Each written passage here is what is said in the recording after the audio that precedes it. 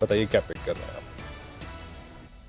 देखिए केसकोल की तरफ फोकस करें तो मेरे को तो हेवी वेट्स में यहाँ पे समझ में आएंगे केसकोल आज की तरफ यदि नजर डालें तो मेरा ध्यान रहेगा यहाँ पे काउंटर लाइक इंडिगो पे आप देखोगे तो मेजर ट्रेंड पॉजिटिव है और ये एक ऐसा काउंटर है जो डिक्लाइन में भी रिजिलियंस रहता है लगातार पिछले 7-8 महीने में हाई टॉप्स हाई बॉटम्स के सीक्वेंस इंटेक्ट है। मार्केट के करेक्टिव मूव के बाद भी डिक्लाइन नहीं आ रहा है तो कोई भी हल्का सा डिप आता है खरीदारी के मूव के यहाँ पे बनेंगे। सपोर्ट बनेगा एज ऑफ नाउ 8000 के सपोर्ट बनेगा एज ऑफ नाउ 6000 के आसपास। ऊपर में टारगेट बनेंगे 6280 के। ओके, अब आशीष बहेती जी के पास चला जाए। आशीष जी, क्या पिक किया आपने? जी अनुज जी, निप्पॉन इंडिया नैम इंडिया पे खरीदारी की सलाह रहेगी। सेक्टर टेलविंड काफी स्ट्रांग बना हुआ है और उसके साथ साथ स्टॉक में भी अच्छी खासी स्ट्रेंथ देखने मिल रही है।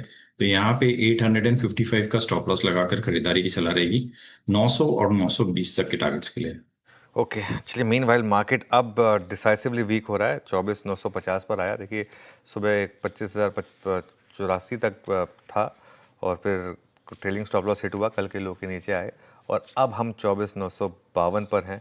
और लेट्स सी बाय जोन में आता है या नहीं आता है। जो हमारा 24,850 से 24,950 का था, ऑलमोस्ट वहाँ पर है।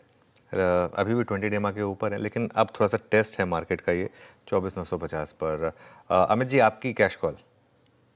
जी अनुज जी, टफ मार्केट है। पहला चॉइस तो निप्पॉन इंडिया ही था, आशीष जी ने ले लिया, कोई बात नहीं।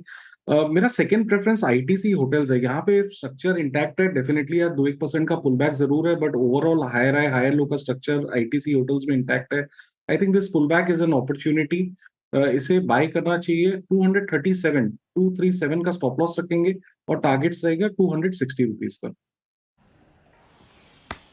आईटीसी होटल्स जनाब, ये ट्रेड पूरे हो गए यहाँ पे, कैश कॉल्स भी। अनुज, मेरे ख्याल से आज प्रेशर पॉइंट वही रहा। I mean look at SBI, Kotak, HDFC bank, ICICI bank. वो निफ्टी बैंक की मजबूरी वो सबकी मजबूरी बन रही है ना, धीरे धीरे वही कन्वर्ट कर रही है ना।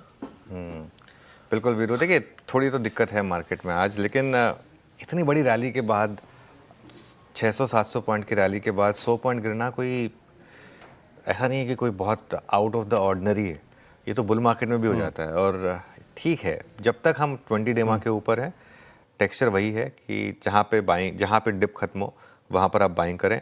और ऐसा नहीं है कि आज सब कुछ कोलैप्स कर रहा है। काफ़ी सेक्टर्स हैं, फार्मा है, कैपिटल गुड्स हैं, स्टॉक मार्केट से जुड़े एक्स ऑफ ब्रोकरेजेस, आप जो कैश मार्केट से जुड़े स्टॉक्स हैं, चाहे आप सीडीएसएल को देख लें, कल एनएसडीएल ज़बरदस्त चला था, नोवामा वेल्थ, ऐसे काफ़ी स्टॉक्स हैं जहाँ पर बाइंग भी है। तो ठीक है मार्केट, बस ये है निफ्टी पे थोड़ी सी डिप जो है वो ज़्यादा प्रोनाउंस हो गई, जितनी एक्सपेक्ट नहीं कर रहे थे, लेकिन part and parcel of the game. जी, और कुछ पॉकेट्स अच्छा कर रहे हैं इसमें, वाइट कुछ सेगमेंट हैं और ट्यूब इन्वेस्टमेंट्स अच्छा स्ट्रॉन्ग मूव देता हुआ।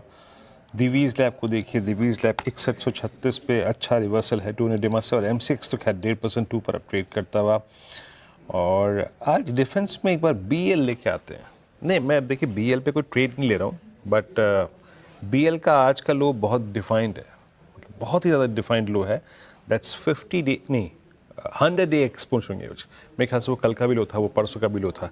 मानस, बीएल पे आपकी रीडिंग क्या करिए, कितना बड़ा आप देखिए ना, एक प्राइस परफॉर्मेंस में डाइवर्जेंस है आपका। एचएल ऑलमोस्ट 2 डेमा पे, बीएल 100 डेमा पे, बाकी को तो खैर मैंने देखा नहीं। अगर आपको डिप्स को एक बाय ट्रेड के लिए कंसिडर करना हो तो out of HL and BL ज़्यादा अच्छा तर्क संगत क्या लग रहा है आपको?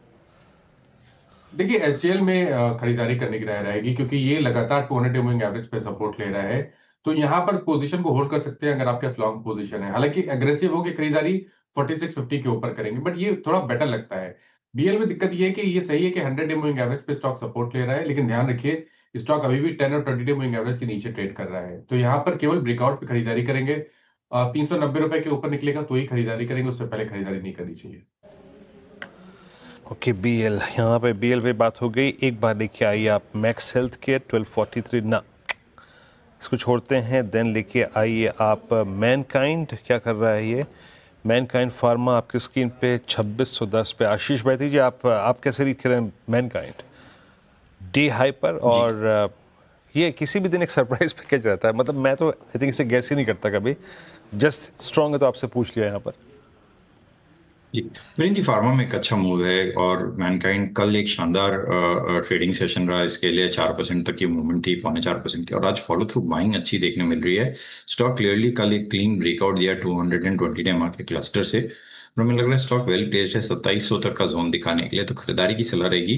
जो स्टॉप लॉस में मेंटेन करना है वो 2590 2590 का स्केल मेंटेन करे, ऊपर में 2700 तक के टारगेट के लिए इसमें पोजीशन बनाई जा सकती है। ओके, चलिए अब धमाकेदार ऑप्शंस का समय हुआ 9:30